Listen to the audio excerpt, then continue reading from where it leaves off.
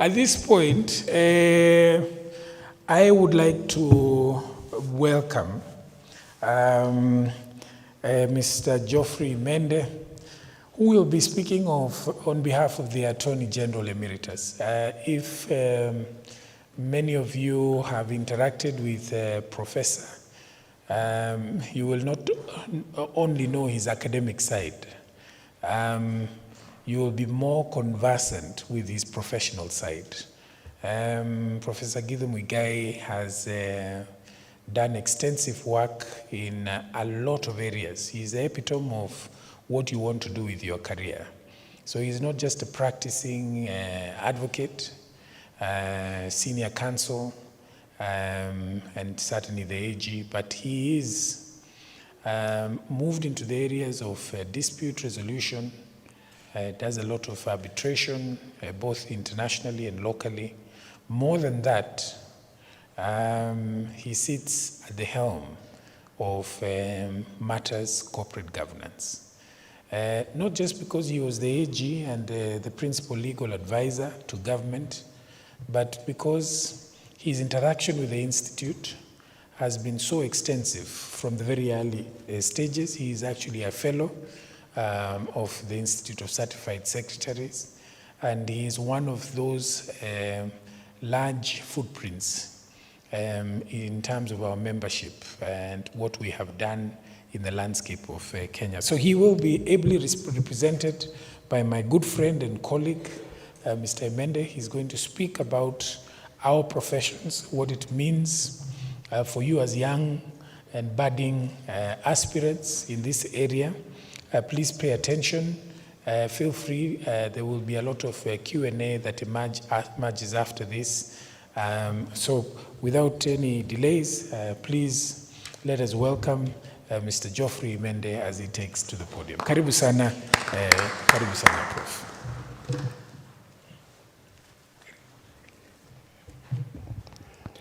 Thank you, Bwana Mtuma.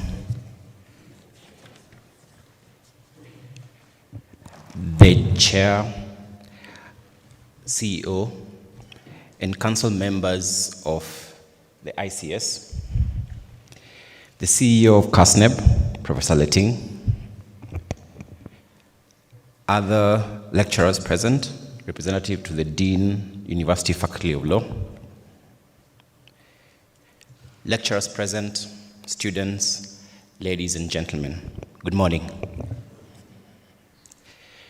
I have been asked to step in for the chief guest, Professor Githu Muigai, Senior Counsel.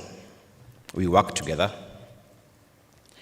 He sends his apologies for not being able to be here to grace this occasion. But due to the daunting task that I've been given, I wish to make two disclaimers. First, I don't have a speech to read on behalf of Professor Githu Muigai, Senior Counsel. And second, though I have worked in teams doing corporate governance audit, I am not a corporate governance expert.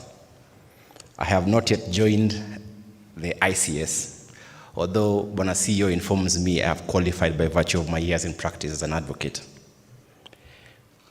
For this reason, I do not propose to speak about an area in which I have no specific expertise.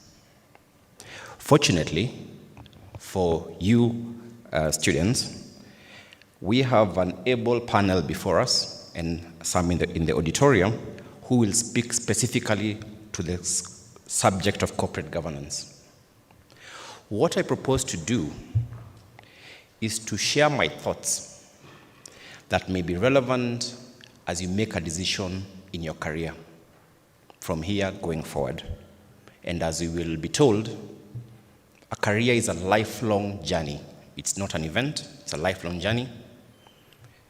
So I just want to share my thoughts from my few years' experience as an advocate. And let me start by saying that choosing a career is not easy. Choosing a career is not easy. For most of us, we will struggle to choose a career path. We will make mistakes along the way by choosing a career which we are not equipped for, we have not interest in. And that is mostly because at the time we are making the decision about our career, we are mostly influenced by third parties. And we don't internalize the information we are given to our specific circumstances. When a student has finished KCSE and has been given their results, you are asked to select which course you're going to do at the university or in college, without having a deep conversation with yourself about what am I good at? What are my abilities, natural abilities? What are my taught skills? You may end up falling into peer pressure, choosing what your friends are choosing. Maybe your friends are making the decision based on an informed conversation, both with themselves and with third parties. You may also be influenced by your parents, who may urge you to take a course in line with what they are doing. If your father is a lawyer, you end up choosing law. If your mother is a doctor, you end up choosing medicine. But without internalizing what about yourself ties up or is in line with this career path. Ladies and gentlemen, this is normal. And I am a statistics in this. After completing high school, I received the University Joint Admission Board forms to fill, to choose which course I am going to do. My mother, who was then a nurse at the Rift Valley Provincial General Hospital, had been extolling the virtues of doctors. That doctors are respected in society. They are rare. That only the best can be doctors. It also helped, and this point she made repeatedly, that they earn the highest of all the professions. By the time I was considering filling these forms from the Joint Admissions Board, my mother was preaching to the converted.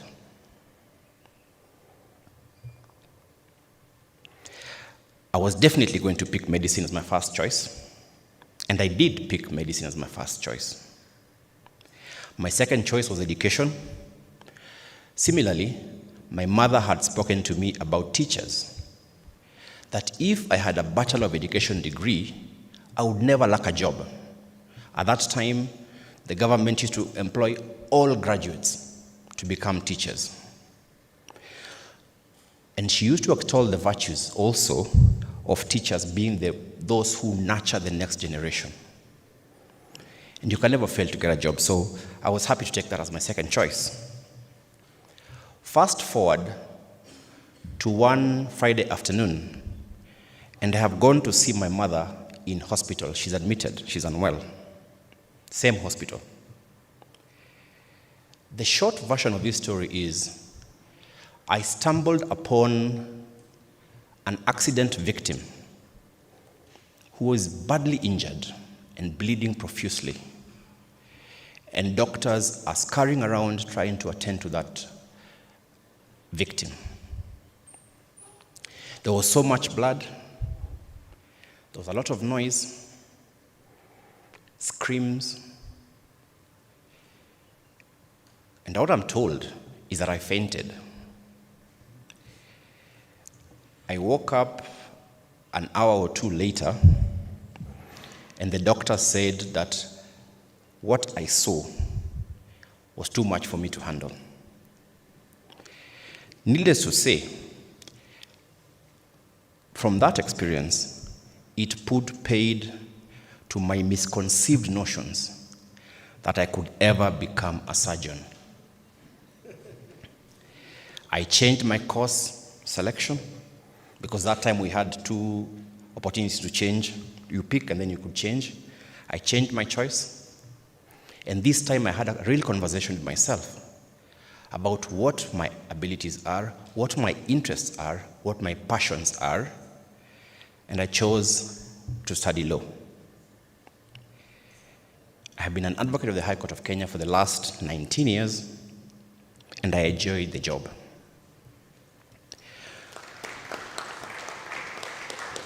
So as you consider your career choice, don't be afraid to make mistakes, because mistakes will be made by most of you. I made mistakes. We all make mistakes, and that is part of life. Where you don't want to find yourself is a paralysis, where you can't make a decision. If you think about it, when you go to a supermarket to buy juice, and there are 20 types of juice, tropical, mango, orange, name them, 20. You can be stuck there not making a choice because of the variety that is there. In fact, they say the fewer options you have makes it easier to make a decision because you don't have too much choice, which may be the problem you have, because now, in your day and age, there are many options you have to take in terms of a career path. Our time, there were very few that we knew about. So don't be too afraid to make a mistake. You'll make a mistake. Try as much as possible to make an informed decision, the best decision you can make with the information you have. So gather the information and use that information to make a choice. I'll repeat that a career is a lifelong course. It is not an event.